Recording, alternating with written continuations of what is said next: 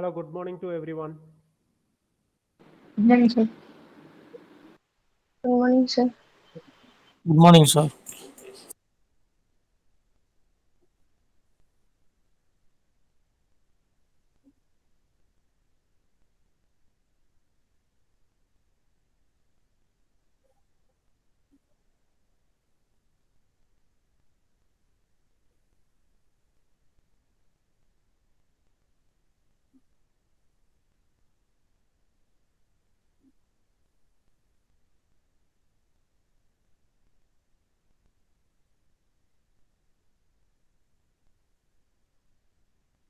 Today we're going to see about refund in GST.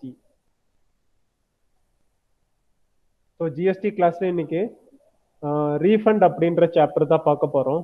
So that means the topics we are going to cover about that, the introduction about the refund in GST and the types of refunds and the claim application and the process அப்படின்றத வந்து பார்க்க போறோம். சரிங்களா? So இதுதான் இன்னைக்கு கிளாஸ்ல வந்து நம்ம வந்து பார்க்க போறோம். So in that here before classes-ல நம்ம வந்து என்னென்ன பார்த்திருந்தோம் அந்த இடத்துல? How do we get registration in GST and how do we manually upload a GSTR1 return file and GSTR3B அப்படின்றத வந்து in portal நம்ம வந்து செக் பண்ணி பார்த்தோம் இல்லையா?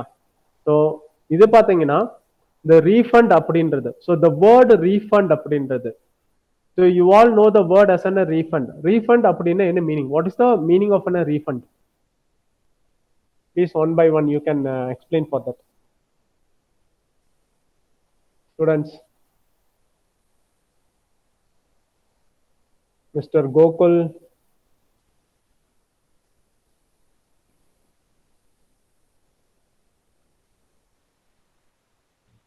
Sir, இப்போ நம்ம ஏதாவது Please one by one. Yes, Mr. Gokul first. Start with Gokul. Sir கொடுத்துறத திரும்ப வாங்குறது சார். கொடுத்ததை திரும்ப வாங்குறது. ஓகே. எஸ் சுகன்யா. சார் இப்போ நம்ம ஏதாவது ப்ராடக்ட் வாங்கியிருக்கோம்னா அது ஏதாவது டிஃபெக்ட் இருக்கு அப்படின்னு நம்ம கொடுக்குறோம், அது ரீஃபண்ட் பண்ணுவாங்க அமௌண்ட். யா ரீஃபண்ட். இன் ஜெனரல் ரீஃபண்ட் அப்படின்றதுக்கு மீனிங் அதுதான் இல்லையா? ஸோ தட் மீன்ஸ் இப்போ பார்த்தீங்கன்னா சம்திங்ஸ் வி ஹேவ் பை இல்லை நமக்கு வந்து பார்த்தீங்கன்னா we are not satisfied with that எல்லாத்தையும் பார்த்தீங்கன்னா நமக்கு வந்து எக்ஸ்பெக்டட் நமக்கு கிடைக்கலன்னு சொல்லும்போது பார்த்தீங்கன்னா வி கெட் சம் ரீஃபண்ட் அப்படின்றதா இருக்கும். ஸோ இந்த இடத்துல பார்த்தீங்கன்னா refund also we getting back our value அப்படின்றத மணின்றது நமக்கு வந்து திரும்ப கிடைக்குது. ஸோ எந்த இடத்துல இந்த ரீஃபண்ட் கிடைக்குதுன்னு எடுத்துட்டீங்கன்னா we are seeing the tax chapter ஜிஎஸ்டின்னு தான் பார்க்குறோம். So GST it is an indirect tax. So இந்த இன்டைரக்ட் டாக்ஸ் உங்களுக்கு வந்து எங்கெங்க வருது அப்படின்றத பார்த்துருந்தோம். ஸோ இந்த இடத்துல இந்த டாக்ஸ் அமௌண்ட் அப்படின்றத பார்த்தீங்கன்னா இட்ஸ் கெட்ஸ் அ ரீஃபண்ட் அப்படின்றது. ஸோ இந்த ரீஃபண்ட் அப்படின்றது எதுக்காக ஜிஎஸ்டியில இருக்கு அப்படின்னு எடுத்துட்டீங்கன்னா so this refund is to encourage the business peoples in our India. அதாவது பார்த்தீங்கன்னா to develop our nation. So என்ன பண்ணணும்? ஸோ ஒரு நாடு வளரணும் அப்படின்னா ஸோ பார்த்தீங்கன்னா நாட்டில் இருக்கக்கூடிய ஒவ்வொரு மக்களும் வளர்ச்சி அடையணும். அதாவது பார்த்தீங்கன்னா each and every business industries when get developing the automatically the nation will get developed அப்படின்றதாக தான் இருக்கும் இந்த இடத்துல. ஸோ இப்போ பார்த்தீங்கன்னா உங்களுக்கு வந்து ஒரு நேஷனை பொறுத்த வரைக்கும் when it get import it will develop or when it do export more than the import it will get develop. import பண்ணும்போது டெவலப் ஆகுமா இல்ல எக்ஸ்போர்ட் பண்ணும்போது டெவலப் ஆகுமா?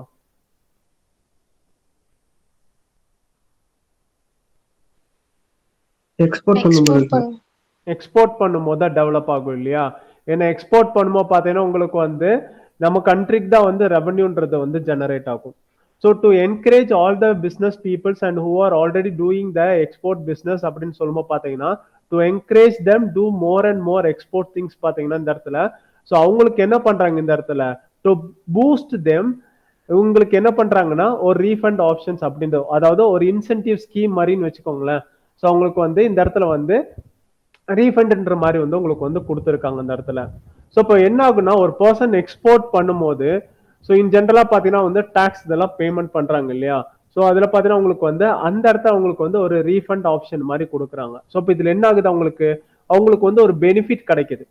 ஸோ அப்போ மோர் அண்ட் மோர் உங்களுக்கு வந்து எக்ஸ்போர்ட் பண்ணும்போது என்ன ஆகுனா ஆட்டோமேட்டிக்கலி உங்களுக்கு வந்து இந்தியாவுக்குள்ள ஃபாரின் கரன்சிஸ் எல்லாம் உங்களுக்கு வந்து இருக்கும் இல்லையா அந்த இடத்துல.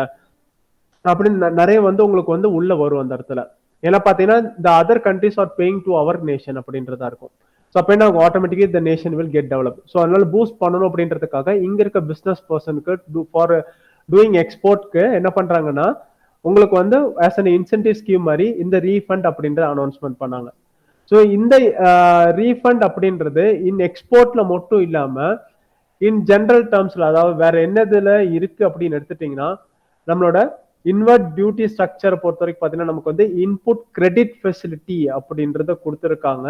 And the person who are deemed exporter அப்படின்றவங்களுக்கு கொடுத்துருக்காங்க. Any taxable person he can claim the refund அப்படின்னு கொடுத்துருக்காங்க. So at the which point of time the taxable person can claim அப்படின்னு எடுத்துட்டீங்கன்னா he can claim the refund when he mistakenly paid an excess amount or mistakenly paid an a tax amount or he paid an excess tax amount அப்படின்னு சொல்லுமா பார்த்தீங்கன்னா so அது வந்து கவர்மெண்ட்டுக்கு actually it is not a liable to pay the tax amount அப்படின்றதா இருக்கும். So அப்போ அந்த amount he can get an refund அப்படின்றதா இருக்கும். ஸோ இந்த மேனர்ல பார்த்தீங்கன்னா ஒரு பர்சன் டாக்ஸ் அமௌண்ட்ன்றதை he can get the refund. அதாவது எந்தெந்த பாயிண்ட்ல to boost the export. So in எக்ஸ்போர்ட்ல உங்களுக்கு வந்து தராங்க. And when there is a deemed export அப்படின்னு சொல்லும்போது பார்த்தீங்கன்னா அந்த இடத்துல உங்களுக்கு வந்து ரீஃபண்ட் அப்படின்றது இருக்கு.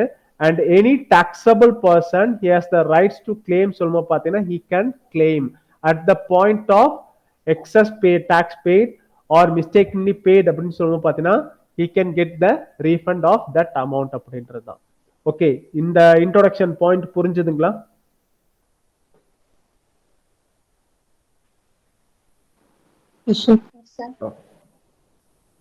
Okay.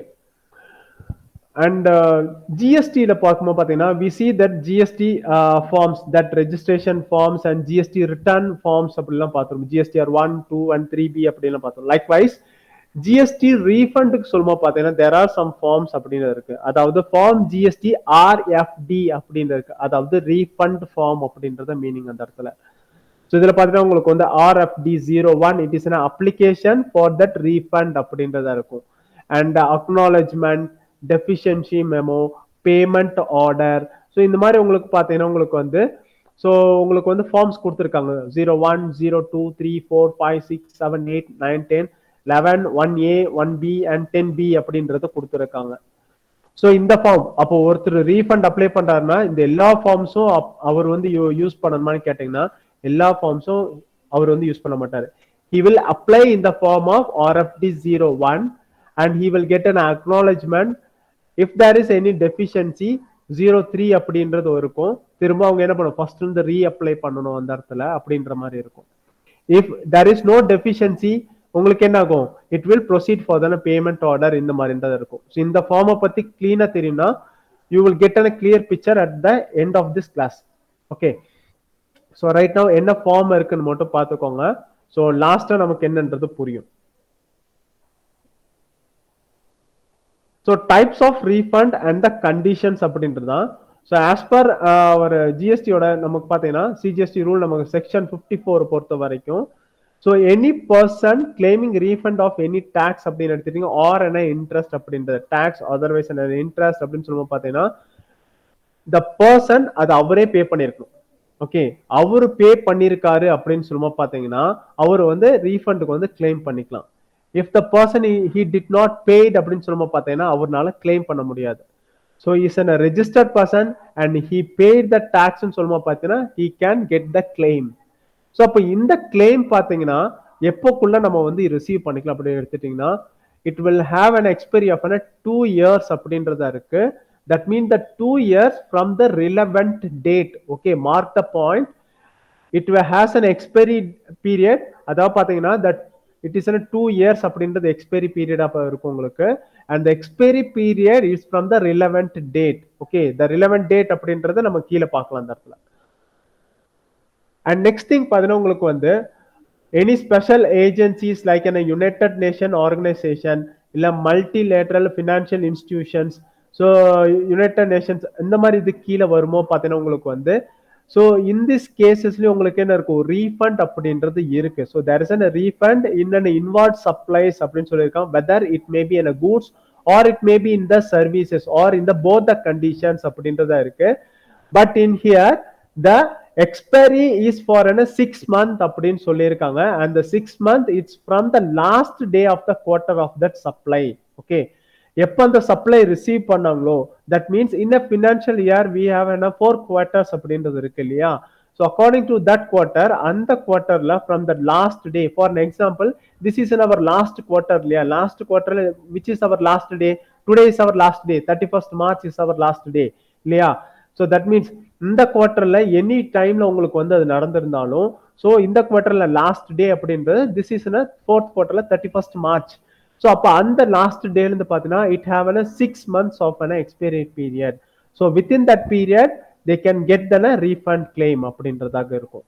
Okay, other than these sectors, okay, United Nation Organization, multilateral financial institution, இந்த செக்டார் இல்லாம அதர் பர்சன் சொல்லுமா பாத்தீங்கன்னா அவங்களுக்கு வந்து they have a 2 years அப்படின்ற சொல்லியிருக்காங்க, அந்த 2 years is from the relevant date அப்படின்றதாகவும் சொல்லியிருக்காங்க அந்த இடத்துல.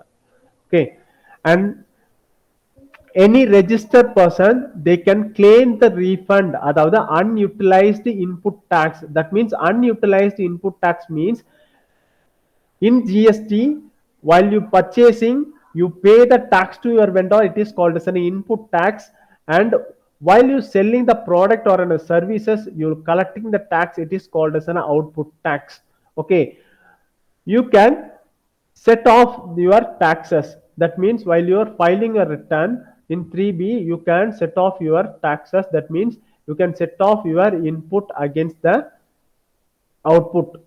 Okay, after that is there any tax liability you will be paid to that government அப்படின்றதா இருக்கும். So in this case you have no option to set off. Okay, ஏன்னா உங்களுக்கு வந்து பாத்தீங்கன்னா நீங்க வந்து zero rated supply பண்ணிருக்கீங்க, that means you have an input tax you paid to the vendor but you only do it in an export அப்படின்னு சொல்லும்போது பாத்தீங்கன்னா it comes under a zero rated supply அப்படின்றதா இருக்கும். அப்போ நீங்க என்ன பண்ணிருப்பீங்க, சேல் பண்ணிருப்பீங்க but you not collect any tax. Okay, tax collect பண்ணிருக்க மாட்டீங்க, ஒன்லி இன்புட் மட்டும் இருக்கும். ஸோ அப்போ அந்த டைம்ல நீங்க என்ன பண்ணிக்கலாம், அந்த இன்புட்டை நீங்க வேற எதுல யூட்டிலைஸ் பண்ண முடியாது இல்லையா. ஸோ அந்த மாதிரி அன்யூட்டிலைஸ்டு இருக்கக்கூடிய இன்புட்ஸ் நீங்க என்ன பண்ணிக்கலாம், யூ கேன் கெட் கிளைம் அப்படின்னு சொல்லியிருக்காங்க அந்த இடத்துல. ஓகே, அன்யூட்டிலைஸ்டு இன்புட்ன்றது மீனிங் அதுதான், நம்மளால செட் ஆஃப் பண்ண முடியல, எனக்கு இன்புட் நிறைய நான் வந்து ஆல்ரெடி பே பண்ணிட்டேன், ஆனா அவுட்புட் நான் எதுவும் கலெக்ட் பண்ணல, இல்ல அவுட்புட் இருக்கு அந்த அளவுக்கு எனக்கு அவுட்புட் கிடையாது. என்ன மாதிரி ரீசன்ல அவுட்புட் வேற எனக்கு இருக்காது, அதான் பாத்தீங்கன்னா பர்ச்சேஸ் பண்ணும்போது இன்புட் வந்து ஹெவியா இருக்கும், பட் அவுட்புட் டாக்ஸ் போது நான் வந்து இப்போ ஒரு மேனுஃபேக்சர்ல இருக்கும்போது பாத்தீங்கன்னா, இப்போ எக்ஸாம்பிள் பாத்தீங்கன்னா லாஸ்ட் இதுல எல்லாம் நீங்க நிறைய படிச்சிருப்பீங்க, அதாவது இப்போ இந்த உங்களுக்கு இந்த திருப்பூர்ல எல்லாம் பாத்தீங்கன்னா more and more garment manufacturing இருக்கு. So they are paying more input tax for their raw materials and only less output for their sales அப்படின்றதா பார்த்துருக்கோம் அந்த இடத்துல. ஸோ அப்போ அந்த இடத்துல உங்களுக்கு என்ன ஆகுதுன்னா, உங்களுக்கு வந்து மோர் இன்புட் இருக்கும் அண்ட் லெஸ் அவுட்புட்னு இருக்கும். So they can get an a claim, அதுலயும் உங்களுக்கு வந்து என்ன பண்ணிக்கலாம், ரீஃபண்ட் அப்படின்றத எடுத்துக்கலாம் அந்த இடத்துல. ஸோ இந்த மாதிரி இதுல எல்லாம் நீங்க வந்து ரீஃபண்ட்ஸ் வந்து எடுத்துக்கலாம். And while you want to get a refund and it is necessary to submit the documentary evidence. Okay, whether it is an input or in an output எனக்கு வந்து எதுவுமே கிடையாது, or I am doing an export, இல்லாட்டி எனக்கு பார்த்தீங்கன்னா எனக்கு lower rate தான் எனக்கு வருது அப்படின்னு சொல்லும்போது பார்த்தீங்கன்னா I need to submit the documentary evidence. What are the documentary evidence? The invoices அப்படின்றதெல்லாம் இருக்கு இல்லையா, invoice, debit note, credit note. So இதெல்லாமே பார்த்தீங்கன்னா இட் இஸ் டாக்குமெண்ட்ரி எவிடன்ஸ். இந்த டாக்குமெண்ட்ரி எவிடன்ஸை நம்ம வந்து யூஸ் பண்ணணும், அந்த இடத்துல சப்மிட் பண்ணணும் அப்படின்றதாக இருக்கு. In case the refund amount is less than the 2 lakhs rupees. Okay, the refund amount is less than the 2 lakhs rupees and it is not mandatory and necessary to submit in a documentary. Even though if you can submit the documentary, in case it not necessarily you can submit other than any declaration form. அதாவது டாக்குமெண்ட்ரிக்கு பதிலா நீங்க என்ன பண்ணலாம், நீங்க வந்து declaration form அப்படின்றது வந்து submit பண்ற மாதிரியாக இருக்கும் அந்த இடத்துல. ஓகே, அந்த பாயிண்ட், அதாவது நீங்க ரீஃபண்ட் வேணும்னா first thing you need to submit a documentary evidence. In case your refund claim is less than 2 lakhs rupees, it is not mandatory for a documentary. So அதுக்கு மேல நீங்க என்ன பண்ணலாம், you need to submit a declaration அப்படின்றத submit பண்ணணும் அந்த இடத்துல. Once the recipient, அதாவது பாத்தீங்கன்னா once the application அப்படின்றது வந்து அந்த டாக்ஸ் பேயர் ஃபார் தட் ரீஃபண்டுக்காக அப்ளை பண்ணிருக்கார் அப்படின்னு சொல்லும்போது பாத்தீங்கன்னா the proper officer will sanction the refund amount either wholly or in a partly அப்படின்றதா இருக்கும் அந்த இடத்துல. Okay, so whether the proper officer want to be get satisfied, after he satisfied he will be releasing the wholly or partly amount for the claim அப்படின்றதாக இருக்கும். So the proper officer பாத்தீங்கன்னா இந்த zero rated supply இருக்கு இல்லையா, so that means இப்போ ஒரு export நடக்குது அப்படின்னு சொல்லும்போது பாத்தீங்கன்னா ஸோ அவருக்கு பாத்தீங்கன்னா he will purchase the input அப்படின்றது இருக்கும் அவருக்கு அந்த இடத்துல, but there is no output. ஏன்னா பாத்தீங்கன்னா he will not doing any local sales எதுவும் கிடையாது, he only doing in a export business. Okay, that means it is a completely zero rated கா போயிடும் அந்த இடத்துல. So, and he is a registered person, he is only doing a zero rated supply and he has only then an input, and the proper officer when he gets satisfied after this application he can immediately pass என்ன பண்ணலாம் அந்த இடத்துல provisional பேசிஸ்ல. ஏன்னா அவருக்கு என்ன வேணும், அவருக்கு வந்து எக்ஸ்போர்ட் பண்ணிட்டாரு, so after exporting next export இருக்கும் அந்த இடத்துல, அவருக்கு வந்து ஃபண்ட் வேணும் அந்த இடத்துல. ஏன்னா உங்களுக்கு வந்து அங்கிருந்து அமௌண்ட் வரதுக்கு டிலே ஆகும். ஸோ ஃப்ரம் அதர் கண்ட்ரி உங்களுக்கு வரதுக்கு டிலே ஆகலாம். ஸோ இங்க உங்களுக்கு ஃபண்ட் இருந்தால் தான் நெக்ஸ்ட் ப்ராசஸிங் வந்து அந்த பிசினஸ் மேனால பண்ண முடியும். ஸோ பூஸ்ட் தெம் அந்த உங்களுக்கு ப்ராப்பர் ஆஃபீஸர் என்ன பண்ணுவாரு, on the provisional basis he can approve 90% of that claim. 100% இது பண்ண மாட்டாரு. ஸோ அவர் என்ன பண்ணுவாரு, அவர் வந்து 90% அப்படின்றது என்ன பண்ணுவாரு, அப்ரூவல் இமீடியட்லியே வந்து அப்ரூவல் பண்ணுவாரு. ஓகே, ஸோ இந்த மாதிரின்றது வந்து ப்ராப்பர் ஆஃபீஸர் பண்ணுவாரு. அண்ட் இந்த பேலன்ஸ் ஃபைனல் செட்டில்மெண்ட் அப்படின்றது எப்போ பண்ணுவார்னு எடுத்துட்டீங்கன்னா ஆஃப்டர் த வெரிஃபிகேஷனுக்கு அப்புறம் என்ன பண்ணுவார், இந்த ஃபைனல் செட்டில்மெண்ட் அப்படின்றது வந்து ப்ராப்பர் ஆஃபீஸர் அப்படின்றது வந்து பண்ணுவார் அந்த இடத்துல. ஓகே, ஸோ அதுதான் அந்த பாயிண்ட்ல சொல்லியிருக்காங்க. ஸோ இது பார்த்தீங்கன்னா உங்களுக்கு வந்து இந்த ரீஃபண்டுக்கான ஆக்சுவலாக இந்த டிராவல் பீரியட், இந்த ரீஃபண்ட் கிளைமுக்கான டிராவல் டைம் பீரியட் அப்படின்னு எடுத்துட்டீங்கன்னா it is 60 days. Okay, so within a 60 days the applicant should get the refund claim.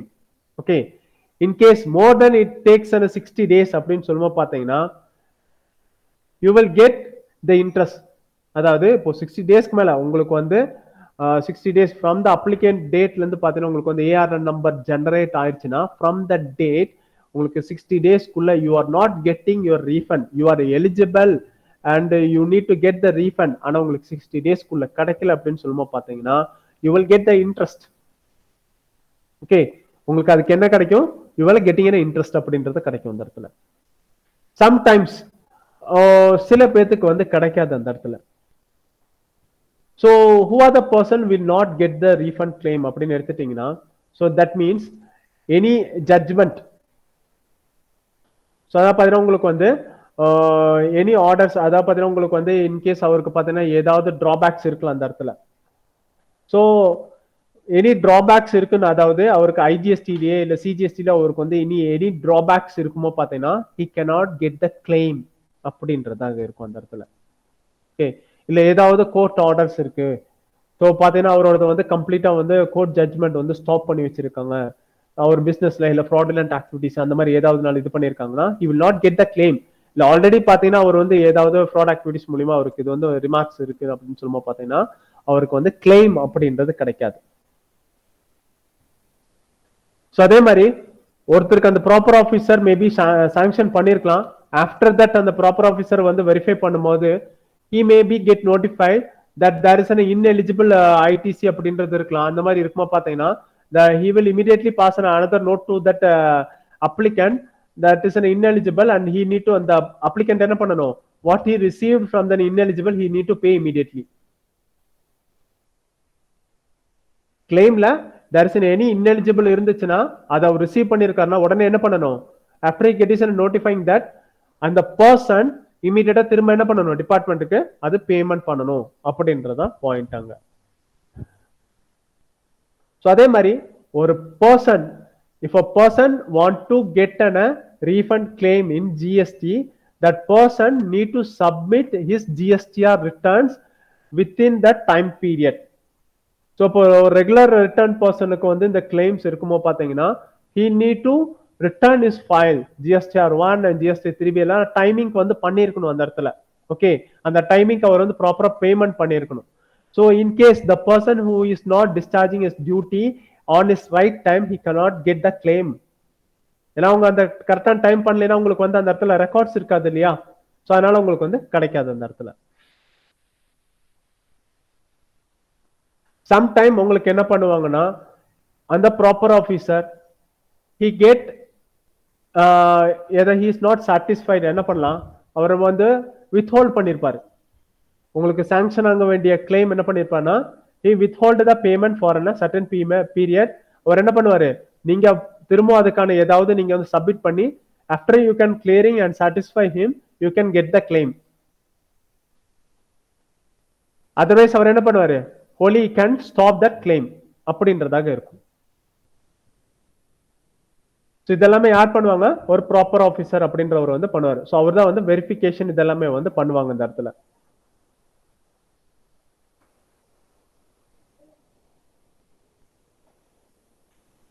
So இதில் பார்த்தீங்கன்னா when an order given raised to a refund is subject matter of an appeal or further proceeding, the pending and the commissioner is an opinion that grant of such refund is like an advisory effect and the revenue said appeal and other proceeding on account of maleficent or fraud committed, he may after giving a taxable person an opportunity அப்படின்னு சொல்லியிருக்காங்க. நான் மேல சொன்ன அதே point தான் அந்த இடத்துல. So பார்த்தீங்கன்னா they can withhold the refund. After that என்ன பண்ணணும், அந்த கமிஷனர் பார்த்தீங்கன்னா உங்களுக்கு வந்து வித்ஹோல்ட் பண்ணி வச்சிருப்பாங்க. ஸோ நீங்க ப்ராப்பரா அதுக்கான ஏதாவது நீங்க சப்மிட் பண்ணி எடுத்துக்கலாம். அதர்வைஸ் அவர் என்ன பண்ணலாம், என்டையர்லி அதை வந்து உங்களுக்கு வந்து வித்ஹோல்ட் பண்ணி வச்சிருவாங்க. ஒரு பர்டிகுலர் இருந்து உங்களுக்கு வந்து நீங்க சப்மிட் பண்ற வரைக்கும் பாத்தீங்கன்னா உங்களுக்கு ஆப்பர்ச்சுனிட்டி கொடுத்துருப்பாங்க. ஸோ நீங்க என்ன பண்ணணும், ஸோ அந்த மாதிரி எது ஆக்டிவிட்டிஸ் ஃப்ராட்லண்ட் ஆக்டிவிட்டி இல்லை எல்லாமே கிளியரா தான் இருக்குன்னு நீங்க வந்து ப்ரூவ் பண்ணிட்டீங்கன்னா you can get the claim, otherwise you cannot get the claim அப்படின்றதா இருக்கும்.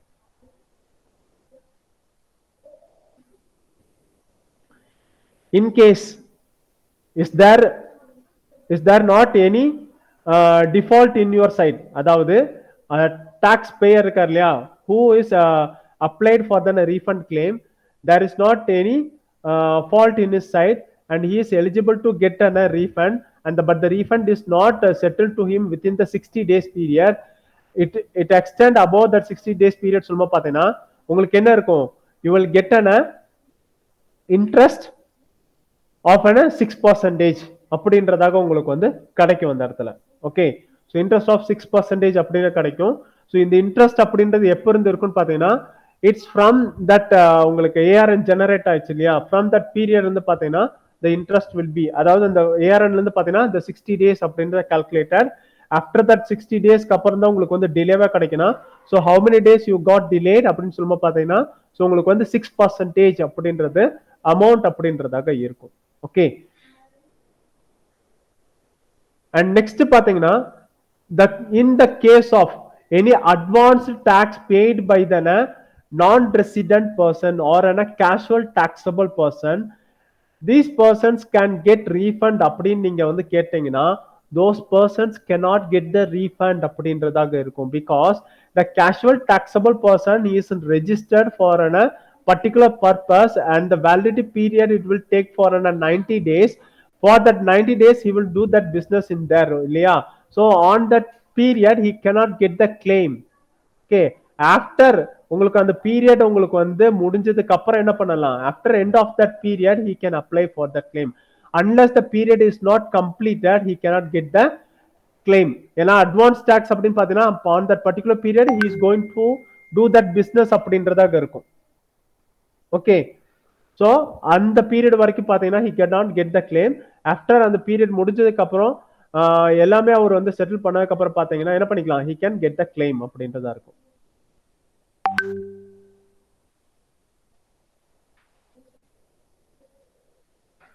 ஸோ அதே மாதிரி உங்களோடதுல அன்யூட்டிலைஸ்ட் இன்புட்ஸ் இருக்கு less than the amount of 1000 rupees, அதை நீங்க எடுத்துக்க முடியுமான்னு பார்த்தீங்கன்னா it's not possible. Okay, less than 1000க்கு கீழே இருக்கும் போது அதை நீங்க ரீஃபண்ட் எடுத்துக்க முடியும்னா it's not possible to get the refund. So more than 1000 இருக்குமோ பார்த்தீங்கன்னா you can eligible to get a refund claim, நீங்க அப்ளை பண்ணி எடுத்துக்கலாம். Okay,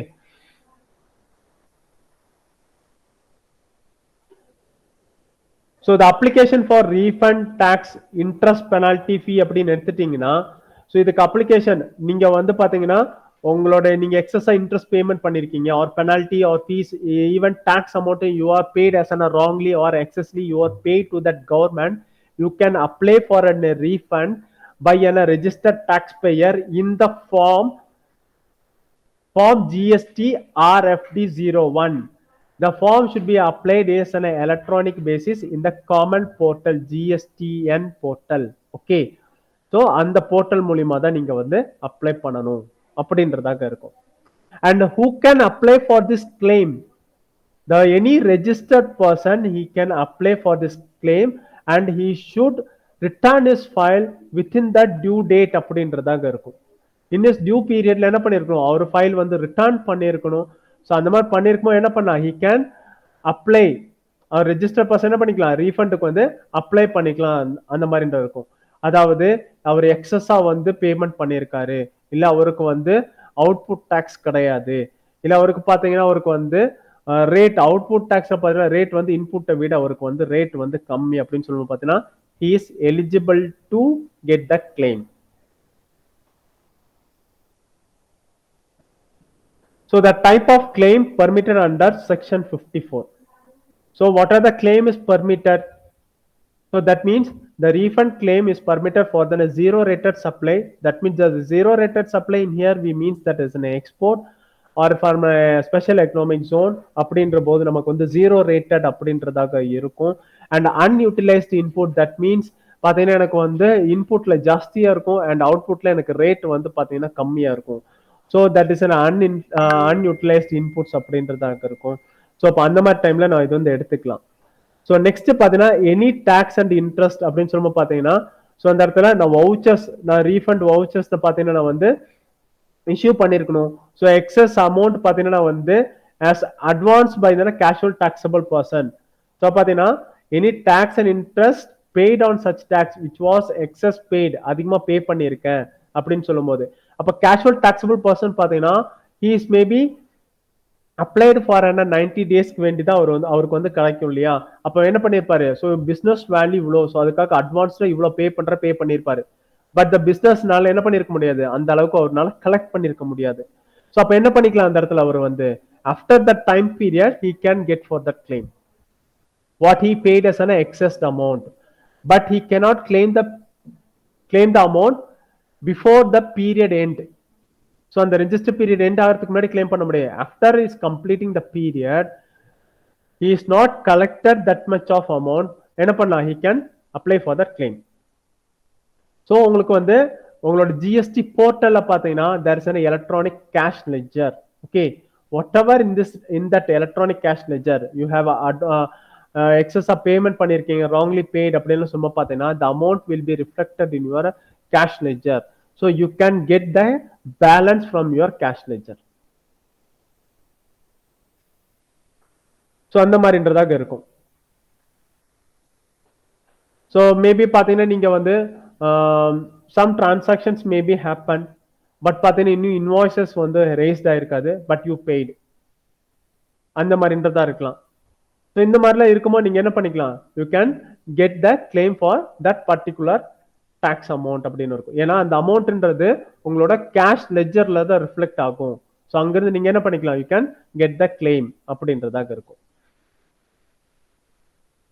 And the time limit for the claim அப்படின்றது it's in a 2 year of period அப்படின்றது. and the 2 year சொல்லுமா பார்த்தீங்கன்னா it's from the relevant date, and the relevant date will be in a vary for that the type of supply ஏத்த மாதிரி பார்த்தீங்கன்னா the relevant date will be vary. Okay, from that relevant date ல இருந்து என்ன ஆகும் பார்த்தீங்கன்னா there will be a 2 years of a time period you can get the claim. Okay, so அப்போ அந்த ரிலவெண்ட் டேட்னா என்னன்னு தெரிஞ்சுக்கணும் இல்லையா. ஸோ இதுதான் அந்த ரிலவெண்ட் டேட் அப்படின்றது. So that means any supply that's or goods are exported out of India through a sea or an airways மூலியமா நீங்க வந்து எக்ஸ்போர்ட் பண்றீங்க அப்படின்னு சொல்லும்போது பார்த்தீங்கன்னா what is the relevant date. அதாவது ஒரு ஷிப் இல்ல ஒரு ஏர்கிராஃப்ட் மூலியமா போகுதுன்னு சொல்லும்போது பார்த்தீங்கன்னா உங்களுக்கு வந்து goods are loaded leaves India. Okay, உங்களுக்கு வந்து கூட்ஸ் நீங்க லோட் பண்ணி எப்போ இந்தியாவிலிருந்து உங்களுக்கு வந்து அவுட் ஆகுதோ, அந்த பார்டர் உங்களுக்கு அவுட் ஆகுதோ சொல்லும்போது பாத்தீங்கன்னா ஸோ உங்களுக்கு வந்து பாத்தீங்கன்னா உங்களுக்கு அதுதான் ரிலவெண்ட் டேட். ஸோ இதே உங்களுக்கு வந்து by the land, it not by an sea, not by an air. Okay by the land மூலியமா போகுதுன்னு பாத்தீங்கன்னா ஸோ உங்களுக்கு எப்போ அந்த கஸ்டம் உங்களுக்கு அந்த இது இருக்கு இல்லையா பார்டர்ஸ் ஸோ அது எப்போ உங்களுக்கு பாஸ் பண்ணுதோ ஸோ ஆன் த டைம்ல இருந்து பாத்தீங்கன்னா it is relevant date. In case உங்களுக்கு போஸ்ட் ஆஃபீஸ் மூலியமா போகுதுன்னு வைங்களேன், உங்களுக்கு அந்த போஸ்ட் ஆஃபீஸ் வந்து எப்போ டிஸ்பேச் ஆகுதோ it is that relevant date. எந்த டைம் பீரியட்ல ஆகுதோ it is that relevant date. ஒரு டீம்டு எக்ஸ்போர்ட்டர் சொல்லுமோ பாத்தீங்கன்னா அவரு எப்ப அது ரிட்டர்ன் ஃபைல் பண்றாரோ அந்த ரிட்டர்ன் ஃபைலிங் பீரியட் இருக்கு இல்லையா அந்த டேட், ஸோ அதுதான் ரிலவெண்ட் டேட். ஸோ அந்த ரிலவெண்ட் டேட்ல இருந்து என்ன இருக்கும் அவருக்கு 2 இயர்ஸ்ன்றது டைம் பீரியட் அப்படின்றதாக இருக்கும். இதே ஒரு சர்வீஸ் நீங்க எக்ஸ்போர்ட் பண்றீங்க, ஸோ அப்ப அந்த சப்ளை ஆஃப் சர்வீசஸ் பாத்தீங்கன்னா கம்ப்ளீட் பிஃபோர், அதாவது பேமெண்ட் வாங்குறதுக்கு முன்னாடியே உங்களுக்கு அதாவது பாத்தீங்கன்னா complete before receipt of the payment. நீங்க பேமெண்ட் ரிசீவ் பண்றதுக்கு முன்னாடியே சர்வீஸ் நீங்க கம்ப்ளீட் பண்ணிட்டீங்க அப்படின்னு சொல்லும் பாத்தீங்கன்னா the payment is received in convertible. உங்களோட பேங்க் அக்கவுண்ட்ல எப்போ நீங்க கன்வெர்ட் ஆகுதோ so from that date. so export of service payment is received in advance னு சொல்லுமா பாத்தீங்கன்னா இன்வாய்ஸ் எப்போ இஷ்யூ பண்றீங்களோ அந்த இன்வாய்ஸ் இஷ்யூ பண்ற டேட் தான் உங்களுக்கு ரிலவெண்ட் டேட் அப்படின்றதாக இருக்கும்.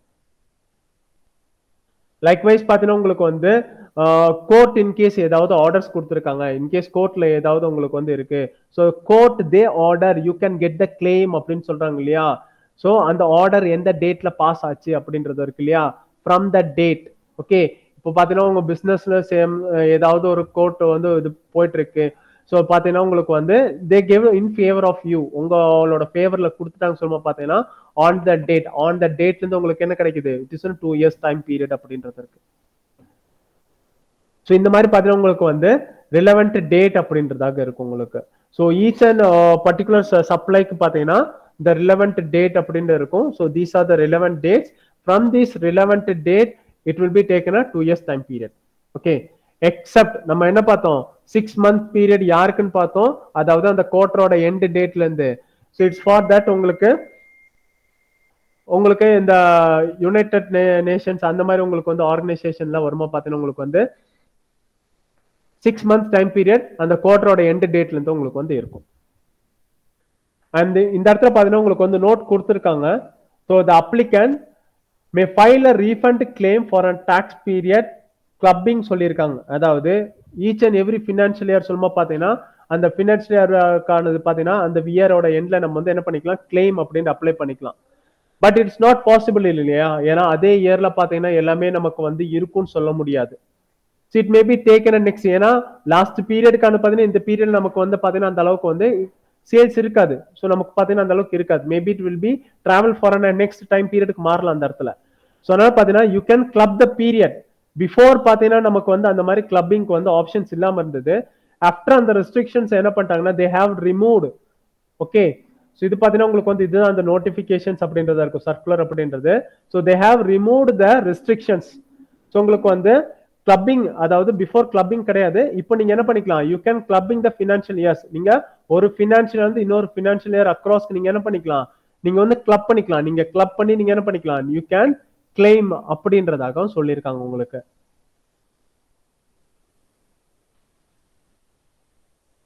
So refund for the tax period should have been filed அப்படின்னு சொல்லியிருக்காங்க.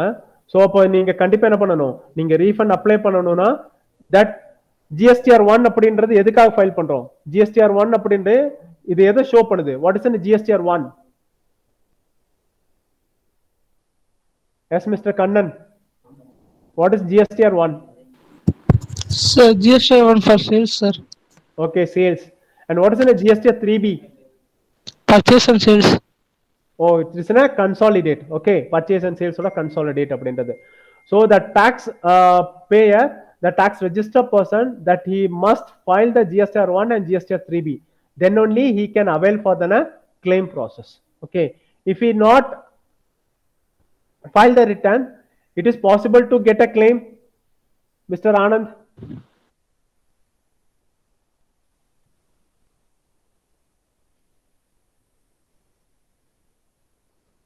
Mr. Anand, that are you in line?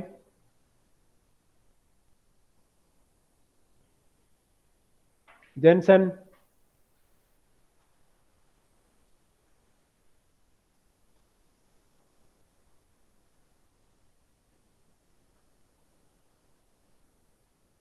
S mister Gokul. Sir என்ன கொஸ்டின் சார்? ஒருத்தர் பாத்தீங்கன்னா அவர் வந்து ரிட்டர்ன் ஃபைல் பண்ணல. ரிட்டர்ன் ஃபைல் பண்ணல அப்படின்னு சொல்லும் போது அவர்னால வந்து கிளைம் எடுத்துக்க முடியுமா? முடியாது சார். எஸ். ஏன் முடியாது? அவர் ரிட்டர்ன் ஃபைல் பண்ணல, எந்த டாக்குமெண்ட் எதுவுமே இல்லை அதனால சார். எஸ். ரிட்டர்ன் ஃபைல் பண்ணா மட்டும்தான் பாத்தீங்கன்னா நமக்கு வந்து என்ன ஆக்சுவலி வந்து லயபிள் அதெல்லாமே இன்புட்ஸ் எல்லாம் தெரிஞ்சுக்க முடியும். வித்தவுட் ஃபைலிங் ஸோ அது எதுவும் தெரிஞ்சுக்க முடியாது. ஸோ அதனால பாத்தீங்கன்னா அவரால் வந்து கிளைம் அப்படின்றது எடுத்துக்க முடியாது. That's right. ஸோ அப்போ காம்போசிஷன் டாக்ஸ் பர்சன் சொல்லுமா பாத்தீங்கன்னா he want to file the form GSTR 4 இல்லையா? ரிட்டர்ன் ஃபைல் பாத்தீங்கன்னா GSTR 4 அண்ட் நான் ரெசிடென்ட் பர்சன் சொல்லுமா பாத்தீங்கன்னா ஸோ நான் resident taxable person GSTR 5 submit பண்ணணும். இன்புட் சர்வீஸ் டிஸ்ட்ரிபியூட்டர் சொல்லுமா பாத்தீங்கன்னா he need to submit GSTR 6 அப்படின்றது வந்து சப்மிட் பண்ணணும் இல்லையா? ஸோ இது எல்லாமே பாத்தீங்கன்னா the taxpayer must to file the returns அப்படின்றது இருக்கும். If the taxpayer is not filed the return, he is not eligible to get the claim. And this is the picture how the refund process is done அப்படின்றத சொல்லியிருக்காங்க. So இந்த இடத்துல பார்த்தீங்கன்னா they given a sample amount of 100 rupees அப்படின்ற கொடுத்துருக்காங்க. So first ஒரு person the registered person who is applying for that refund he applied in the form RFD 01. okay. So refund அப்ளிகேஷன்றது RFD 01ல அப்ளை பண்ணுவாரு. From that in 15 டேஸ்க்குள்ள உங்களுக்கு என்ன ஆகும்? உங்களுக்கு வந்து ARN நம்பர் அப்படின்றது வந்து இருக்கும். So that means due verification அதாவது பார்த்தீங்கன்னா உங்களுக்கு வந்து கம்ப்ளீஷன் இந்த ARN அப்படின்றது ஜென்ரேட் ஆகும். ஒன்ஸ் இந்த ARN ஜென்ரேட் ஆகும்போது பார்த்தீங்கன்னா உங்களுக்கு வந்து 2 ஆக்டிவிட்டி அப்படின்னு நடக்கலாம். ஸோ தட் மீன்ஸ் உங்களுக்கு வந்து அது சக்சஸ்ஃபுல்லா இருந்துச்சுன்னா you get an acknowledgement in RFD 02 from that proper officer உங்களுக்கு டிபார்ட்மெண்ட்ல இருந்து கிடைக்கும். So you will get an acknowledgement that it is a proceed for the next process of a refund அப்படின்றது இருக்கும். If it is not satisfied there is an any it is not incomplete thing அப்படின்னு சொல்லும்போது பார்த்தீங்கன்னா so they will be notified in RFD 03 then you will get rejected and you want to do another fresh applicationன்றது நீங்க பண்ற வேண்டியதா இருக்கும் அந்த இடத்துல. Okay. So it is an incomplete அப்படின்னு சொல்லும்போது பார்த்தீங்கன்னா உங்களுக்கு வந்து RFD 03ல இருக்கும். ஸோ நீங்க என்ன பண்ணுவோம் திரும்பவும் நீங்க வந்து RFD 01லேருந்து you need to do fresh application அப்படின்றது பண்ணணும். இதே பார்த்தீங்கன்னா ஒன்ஸ் கம்ப்ளீட்டட் சக்சஸ்ஃபுல் சொல்லும்போது பார்த்தீங்கன்னா you get an acknowledgement in RFD 02. So RFD 02 வந்து நெக்ஸ்ட் பார்த்தீங்கன்னா உங்களுக்கு வந்து 7 days டிராவலிங் பீரியட் அப்படின்றதா இருக்கும் உங்களுக்கு. ஸோ அதான் பார்த்தீங்கன்னா உங்களுக்கு வந்து அந்த ப்ராப்பர் ஆஃபீஸர்ன்றவர் இப்போ வந்து ஒரு 100% வந்து பார்த்தீங்கன்னா உங்களுக்கு வந்து 0 ரேட்டட் சேல்ஸ் அப்படின்லாம் சொல்லும்போது பார்த்தீங்கன்னா ஸோ உங்களுக்கு உங்களுக்கு நெக்ஸ்ட் உங்க இமீடியட் ஃபண்ட் நீடட் இருக்கும் இல்லையா? ஸோ அதனால என்ன பண்ணுவாரு? ஸோ அந்த proper officer on a provisional basis he can sanction 90% of that amount. அதாவது அந்த 100 rupeesல 90%னா கிளைம் 100 rupeesல 90% என்ன 90 rupees வருது இல்லையா? ஹீ கேன் அந்த ப்ரொவிஷனலா அந்த ப்ராப்பர் ஆஃபீஸர் என்ன பண்ணலாம்? ஸோ உங்களுக்கு வந்து ப்ரொவிஷனல் பேசிஸ்ல அந்த 90% உங்களுக்கு வந்து அலோவ் பண்ணலாம் அப்படின்றதாக இருக்கும் உங்களுக்கு. ஸோ அது பார்த்தீங்கன்னா உங்களுக்கு வந்து பேமெண்ட் RFD 05 அப்படின்றத இருக்கும். ஸோ இமீடியட் பேமெண்ட்டுக்காக இது பண்ணுவார் அந்த இடத்துல. ஸோ உங்களுக்கு வந்து பேமெண்ட் ப்ராசஸ்க்காக இருக்கும். அண்ட் பேலன்ஸ் இருக்கிறது பார்த்தீங்கன்னா நெக்ஸ்ட் வந்து RFD 06ல உங்களுக்கு வந்து போகும் அந்த இடத்துல. ஓகே. ஸோ இது வந்து உங்களுக்கு வந்து ஃபைனல் ப்ராசஸ்க்காக உங்களுக்கு வந்து நடக்கும். ஸோ நாட் சாட்டிஸ்ஃபைடு சொல்லுமா பார்த்தீங்கன்னா அதாவது பார்த்தீங்கன்னா உங்களுக்கு ப்ரொவிஷனல் உங்களுக்கு வந்து பண்ணியிருப்பாங்க. In case provisional officer not satisfied அப்போ அவர் என்ன பண்ணுவார் பார்த்தீங்கன்னா ஹீ வெரிஃபைடு உங்களுக்கு வந்து எதெல்லாம் இன்எலிஜிபிள் மேபி உங்களுக்கு வந்து சாட்டிஸ்ஃபை உங்களுக்கு வந்து ஃபர்ஸ்ட் செக்மெண்ட்ல 90 கொடுத்துருக்கலாம். அண்ட் இன்பிட்வீன்ல அதுக்கப்புறம் அவர் வந்து is not satisfy there is in some any வேற ஏதாவது இன்கம்ப்ளீட்டட் இருக்கு அப்படின்னு சொல்லும்போது பார்த்தீங்கன்னா அதுல இன்எலிஜிபிள் ITCs ஏதாவது இருக்குன்னா அவர் என்ன பண்ணுவாரு? அவர் உங்கள்கிட்ட வந்து திரும்பவும் வந்து பே பண்ணதுல அந்த இன்எலிஜிபிளா பே பண்ண சொல்லுவார் அந்த இடத்துல. ஓகே. அதர்வைஸ் உங்களுக்கு வந்து இன்னும் எதுவும் சாங்ஷன் பண்ணல the amount is still with the department அப்ப அந்த இடத்துல என்ன பண்ணுவாரு? உங்களுக்கு அந்த இன்எலிஜிபிள உங்களுக்கு அதுல இருந்து கேன்சல் பண்ணிட்டு பேலன்சஸ் என்ன இருக்கோ that will be proceed for that payment அப்படின்றதா இருக்கும். ஓகே. ஸோ அந்த மாதிரி தான் உங்களுக்கு வந்து இருக்கும். ஸோ இதுதான் உங்களுக்கு வந்து டிராவலிங் அப்படின்னு இருக்கும். இந்த டோட்டல் டிராவல் பீரியட் அப்படின்னு எடுத்துட்டீங்க இட் இஸ் 60 days அப்படின்றதா இருக்கும். So within a 60 days you want to get that அமௌண்ட்ன்றதா இருக்கும். ஸோ அதுதான் சொல்லியிருக்காங்க த டிஸ்பர்ஸ்மெண்ட் ஸ்டேட்டஸ் அப்படின்னு சொல்லும்போது பார்த்தீங்கன்னா PFMS அப்படின்றத மீனிங் அந்த இடத்துல. ஓகே, அந்த காமன் போர்ட்டலுக்கு வந்து சென்ட் ஆயிடும் உங்களுக்கு அந்த இடத்துல. ஸோ இதில் பார்த்தீங்கன்னா உங்களுக்கு வந்து த டாக்ஸ் பேயர் பை மெயில் மூலியமா உங்களுக்கு மெசேஜஸ் கொடுத்துருப்பாங்க. ஸோ இதில் total 60 டேஸ்னா the whole 60 days time period will not be taken. So the 45 days உங்களுக்கு என்ன சொல்லியிருக்காங்கன்னா உங்களுக்கு கவர்மெண்ட் பொறுத்த வரைக்கும் 45 டேஸ்க்குள்ள கம்ப்ளீட் ப்ராசஸ் முடிச்சிருங்க. After 45 days there will be a 15 days of time period. அந்த டைம் பீரியட்ல என்ன பண்ணுங்க, do the settlement to that the claim person, யார் கிளைம் அப்ளை பண்ணிருக்காங்களோ ஸோ அந்த செட்டில்மெண்ட்ன்றத பேலன்ஸ் இருக்க 15 டேஸ்ல முடிச்சிருங்க.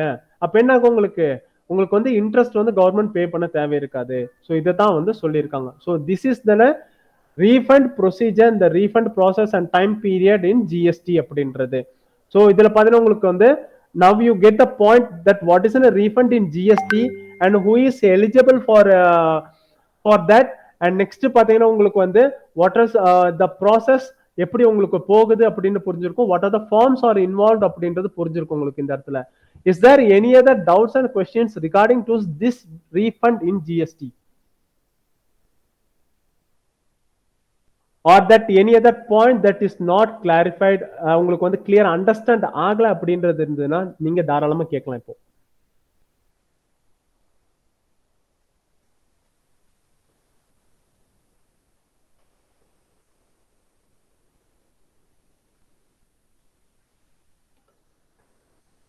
is that all, everything is clearly understand or still there is any doubts?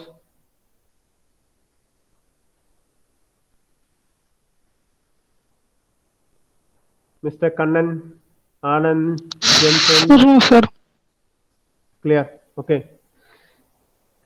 So okay, இதோட டைம் பீரியட் அப்படின்னு எடுத்துட்டீங்கன்னா ஸோ த டைம் பீரியட் பார்த்தீங்கன்னா உங்களுக்கு வந்து it is in 60 days. So இதில் பார்த்தீங்கன்னா மோஸ்ட்லி உங்களுக்கு என்ன சொல்லியிருக்காங்கன்னா ஸோ உங்களுக்கு it advised to that particular proper officer and the commissioners that to complete the process in 45 days and balance in 15 days it to be அந்த பேமெண்ட்ன்றது send பண்ணணும்.